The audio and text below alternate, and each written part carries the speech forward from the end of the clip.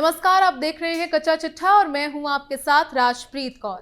भारत से पंगा लेने के बाद मालदीव पूरी तरह से दुनिया के सामने बेनकाब हो गया है, लेकिन ऐसे में चीन साजिश का भी पर्दाफाश हो गया है और उसका प्लान फेल हो गया है। लेकिन सोचने वाली बात है कि जो मालदीव खाने पीने की चीजों के लिए हमारे देश पर निर्भर था, वो आखिर किसके कहने पर इतनी आंखें दिखा रहा है और आखिर क्या साजिश की है चीन ने जिसका पर्दाफाश हो गया है। इसी का पूरा कच्चा चिट्ठा खोलेंगे। चीन की बड़ी साजिश बेनकाब, मालदीव के सहारे ले रहा बदला। भारत से पंगा मालदीव को पड़ा महंगा। रिपोर्ट ने खोली चीन की पोल। मालदीव के मंत्रियों की तरफ से पीएम मोदी पर की गई टिप्पणी के बाद शुरू हुआ विवाद खत्म होने का नाम नहीं ले रहा है, लेकिन अब एक ऐसी रिपोर्ट सामने आई है जिसने चीन की साजिश का भांडाफोड़ कर दिया है। दरअसल अमेरिकी शोध संस्था ईडी लैब की एक ताजा रिपोर्ट ने चीन के कर्ज के मकड़जाल का खुलासा किया है। चीन के सत्ताधीश किस तरह छोटे देशों को कर्ज के मर्ज में फंसाकर अपनी रणनीति और कूटनीति हित साधते रहे हैं। सूदखोर चीन भारत के पड़ोसी देश पाकिस्तान, श्रीलंका समेत विकासशील देशों पर 1.1 ट्रिलियन डॉलर का कर्ज है। पाकिस्तान तो चीन का पैसा चुकाने के लिए अमेरिका से लेकर सऊदी अरब तक से कर्ज की भीख मांग रहा है। यही हाल कंगाल हो चुके श्रीलंका का भी है। अब चीन के टारगेट पर भारत का एक और पड़ोसी देश मालदीव है। इसके लिए वो मालदीव के भारत विरोधी राष्ट्रपति मोहम्मद मोइजू से लगातार सांठ-गांठ कर रहा है। वो अलग बात है कि दुनिया के कुछ देश जहां बढ़ती आबादी को लेकर चिंतित हैं, वहीं चीन अब घटती आबादी से बुरी तरह परेशान है। लगातार दूसरे साल चीन की आबादी घटी है। इसका असर चीन की अर्थव्यवस्था पर पड़ा है, जो खस्ताहाल हो रही है। पिछले साल चीन की इकोनॉमी 5.2% पर आ गई। 2016 के बाद पहली बार निर्यात बुरी तरह गिरा है। विदेशी निवेशक व कंपनियां दूर हो रही हैं। एक्सपर्ट कहते हैं आबादी घटती रही तो वर्कफोर्स घटेगी। इससे चीन की इकोनॉमी बड़े संकट में आ जाएगी। पहली बात मालदीव की, जिसके राष्ट्रपति मोहम्मद मोइजू हाल ही में चीन का दौरा करके आए हैं। मोइजू राष्ट्रपति बनने के बाद भारत से लगातार बेरुखी दिखा रहे हैं। मोइजू ने 3 कदम उठाए हैं जो भारत के प्रति मालदीव की नकारात्मक रवैये को स्पष्ट तौर पर दर्शा रहा है। पहला तो मोइजू ने इंडिया आउट का अभियान चलाकर भारतीय सैनिकों की वापसी की घोषणा की है। दूसरा, मालदीव के राष्ट्रपति के तौर पर परंपरागत रूप से भारत आने के बजाय अपनी पहली आधिकारिक यात्रा के लिए वो तुर्की और फिर चीन चले गए। इसके साथ ही उन्होंने संयुक्त हाइड्रोग्राफिक समझौते को नवीनीकृत न करने का निर्णय लिया है, जो भारत के खिलाफ है। इसके बीच पीएम मोदी की लक्षद्वीप यात्रा के बाद मालदीव के मंत्रियों के आपत्तिजनक टिप्पणियों के बाद हुए विवाद के दोनों देशों के बीच संबंधों में खटास बढ़ी है। आईएमएफ के आंकड़ों के मुताबिक चीन वर्तमान में मालदीव गणराज्य का सबसे बड़ा बाहरी ऋणदाता है, जो इसके कुल सार्वजनिक ऋण का लगभग 20% है। मालदीव पर चीन का करीब 1.3 अरब डॉलर बकाया है। एक रिपोर्ट के मुताबिक मोइजू ने कर्ज भुगतान के लिए चीन से और मोहलत मांगी है। विशेषज्ञों के मुताबिक मालदीव भी जल्द ही पाकिस्तान, नेपाल, श्रीलंका और कई अफ्रीकी देशों की तरह चीन के कर्ज के जाल में बुरी तरह से फंस सकता है। मालदीव के पूर्व उपराष्ट्रपति अहमद अदीब का यहां तक कहना है कि मालदीव का पड़ोसी श्रीलंका वास्तव में चीनी कर्ज के जाल में फंसकर ही डिफॉल्टर हो गया था। नई सरकार के हाथों अब मालदीव भी इसी राह पर चलता हुआ दिखाई दे रहा है। चीन की कार्यप्रणाली देश के ताकतवर लोगों के साथ डील करना और उनकी बदौलत देश की कमजोरियों का फायदा उठाने की है। चीन अपारदर्शी नियमों, शर्तों और उच्च ब्याज दरों के साथ ऋण देता है, जिससे उधार लेने वाले देश के लिए ऋण चुकाना असंभव हो जाता है। इसके बाद चीन कर्जदार देशों की राजनीतिक संपत्तियां हथिया लेता है। साल 2017 में श्रीलंका को हबनटोटा बंदरगाह का नियंत्रण एक चीन फर्म को देना पड़ा, क्योंकि वो ऋण नहीं चुका सका।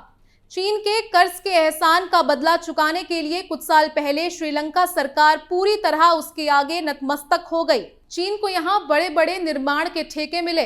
इसके साथ ही चीन ने बड़ी ब्याज दरों पर श्रीलंका को और कर्ज दिया। चीन को दोस्त मानने वाला पाकिस्तान भी चीन पाकिस्तान आर्थिक गलियारा का कर्ज चुकाने के लिए संपत्तियां गिरवी रख रहा है। दिलचस्प तथ्य ये है कि करोड़ों डॉलर का कर्ज देकर दूसरे देशों को परेशान करने वाले चीन की खुद की हालत भी अब खराब होने की कगार पे है। दुनिया के कई देश जहां बढ़ती आबादी को लेकर परेशान है, वहीं चीन अब घटती आबादी से तनाव में है। लगातार दूसरे साल चीन की आबादी घटी है। चीन के राष्ट्रीय सांख्यिकी ब्यूरो के आंकड़ों के मुताबिक 2023 के अंत तक चीन की कुल आबादी 140.97 करोड़ थी, जो 2022 की 141.18 करोड़ से 20 लाख कम है। 2023 में 90.02 लाख बच्चे पैदा हुए, जो 2022 के 95.6 लाख से कम है। इसी अवधि में 1.11 करोड़ लोगों की मौत हुई। राष्ट्रपति शी जिनपिंग के ज्यादा बच्चे पैदा करने के आह्वान और सरकारी कोशिशों के बावजूद जनसंख्या में कमी आई। स्थिति ऐसी बनी कि चीन सरकार की सारी नीतियां तक विफल हो गईं। चीन की सरकारी मशीनरी जन्म दर बढ़ाने में सफल नहीं हो पा रही है। शी जिनपिंग की सारी कोशिशें फेल हो रही हैं। पिछले साल में जनसंख्या घटकर करीब 141 करोड़ रह गई है। इसके साथ ही भारत दुनिया में सबसे ज्यादा आबादी और सबसे बड़ी युवा वर्क फोर्स वाला देश बन गया है। चीन में आर्थिक दबाव के चलते तलाक के केस बढ़े तो सरकार ने 1 माह के कूलिंग पीरियड का नियम थोप दिया। ये भी कारगर नहीं रहा। इंडियाना यूनिवर्सिटी की एक रिपोर्ट के मुताबिक चीन में तलाक के 1.5 लाख कोर्ट फैसलों के विश्लेषण से पता चला कि महिलाओं की 40% याचिकाएं घरेलू हिंसा के सबूत होने पर भी चीन ने बढ़ती जनसंख्या रोकने के लिए 1980 में 1 बच्चे की नीति लागू की थी। दूसरा बच्चा होने पर सरकारी नौकरी से हटा दिया जाता था। बच्चे को नागरिकता भी जुर्माना भरने पर मिलती थी। इससे बड़ी संख्या में युवा इकलौती लड़कियों की आबादी बढ़ी। इन्हें शिक्षा और रोजगार के मौके भी मिले। इससे सशक्त महिलाओं का तबका खड़ा हुआ। जब चीन की नीति उस पर ही उलट पड़ने लगी तो नियम बदले हैं। सस्ते घर टैक्स छूट में छूट दी गई। सरकार ने 2015 में 2 चाइल्ड और 2021 में 3 चाइल्ड पॉलिसी लागू की, लेकिन जन्म दर नहीं बढ़ी। एक्सपर्ट कहते हैं चीन की सरकार सिर्फ बच्चे पैदा कराना चाहती है, वो पेरेंट्स की बिल्कुल चिंता नहीं करती। महिलाओं को सस्ते घर, टैक्स में छूट, प्रचार अभियान और सरकार समर्थित डेटिंग प्रोग्राम भी जन्म दर बढ़ाने में सफल नहीं रहे। एक तरफ चीन आबादी और इकोनॉमी को लेकर मुश्किल में है, दूसरी ओर भारत की अर्थव्यवस्था लगातार मजबूत हो रही है। मोदी राज में भारत हर क्षेत्र में तेजी से आगे बढ़ रहा है। मोदी राज में अर्थव्यवस्था को लेकर दुनिया का भारत पर भरोसा और मजबूत हुआ है।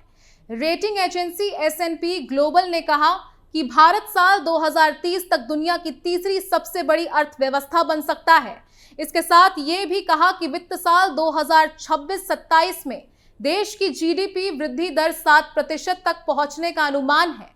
S&P की ताजा global credit outlook 2024 new risk new playbook report में कहा गया है कि मौजूदा वित्त साल में जीडीपी की वृद्धि दर 6.4% रहने का अनुमान है और साल 2026 में इसके 7% पहुंचने की उम्मीद है। S&P ग्लोबल के मुताबिक भारत 2030 तक दुनिया की तीसरी सबसे बड़ी अर्थव्यवस्था बनने के लिए तैयार है और ये अगले 3 सालों में सबसे तेजी से बढ़ती अर्थव्यवस्था होगी। रिपोर्ट्स में कहा गया है कि वित्त साल 2022-23 के आखिरी तक भारत के सकल घरेलू उत्पाद का आकार 3,730 अरब अमेरिकी डॉलर रहा है, जो भारत 2027-28 तक 5,000 अरब डॉलर के साथ दुनिया की तीसरी सबसे बड़ी अर्थव्यवस्था होगा। इसके पहले S&P ने चाइना स्लोज इंडिया ग्रोथ नाम से जारी अपनी रिपोर्ट में कहा कि चीन नहीं बल्कि भारत एशिया प्रशांत का विकास इंजन बनेगा। S&P ग्लोबल रेटिंग ने अपनी रिपोर्ट में उम्मीद जताई कि एशिया प्रशांत देश का वृद्धि इंजन चीन से हटकर दक्षिण और दक्षिण पूर्व एशिया की तरफ स्थानांतरित हो जाएगा। रिपोर्ट में यह भी कहा गया है कि भारत के सकल घरेलू उत्पाद जीडीपी की वृद्धि दर साल 2026 तक बढ़कर 7% तक पहुंच जाएगी, जबकि चीन के लिए इसके सुस्त पड़कर 4.6% रहने का अनुमान है।